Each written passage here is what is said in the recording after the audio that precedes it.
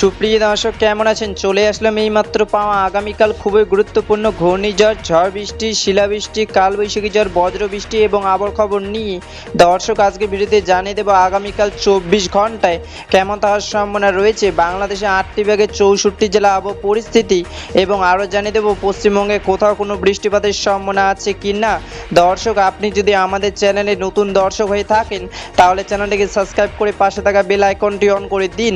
তো চলুন এবার জেনে নিয়ে এক নজরে। দর্শক ইতিমধ্যে গত 24 ঘন্টায় আবহবিদ বাংলাদেশের সর্বনিম্ন তাপমাত্রা রেকর্ড করেছেন ঢাকা বিভাগে 36 থেকে 37 ডিগ্রি সেলসিয়াস, এবং আবহবিদ আরও জানিয়েছেন ইতিমধ্যে খুলনা, যশোর, বগুড়া, টাঙ্গাইল, ঢাকা, গাজীপুর, ফরিদপুর, হবিগঞ্জ, সিলেট, ময়মনসিংহ, চট্টগ্রাম, ফেনী, কক্সবাজার, টেকনাফ জেলায় আকাশ হালকা মেঘলা এবং আগামী কয়েকদিন মেঘলা আকাশ থাকার সম্ভাবনা রয়েছে।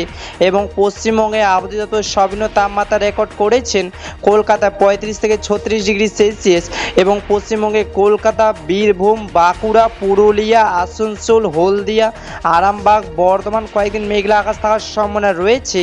দর্শক এবার সরাসরি চলে আসলাম মেঘ বৃষ্টির সাথে পুরো চিত্রে, এবং এই মুহূর্তে দেখতে পাচ্ছি আজ এবং আগামীকাল 24 ঘন্টায় বাংলাদেশে 8টি বিভাগে 64 জেলা আকাশ মেঘলা থাকার সম্ভাবনা রয়েছে। আপাতত 24 ঘন্টা বাংলাদেশের রাজশাহী, পাবনা, খুলনা, যশোর, বরিশাল, ঢাকা, ফরিদপুর, ময়মনসিংহ, গাজীপুর, টাঙ্গাইল, সিলেট, চট্টগ্রাম, কক্সবাজার, ফেনী হালকা বৃষ্টি পড়ার সম্ভাবনা রয়েছে।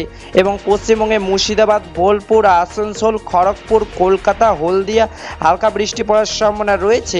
12 জুন 2026 শুক্রবারে আবহাওয়ার খবর। ধন্যবাদ।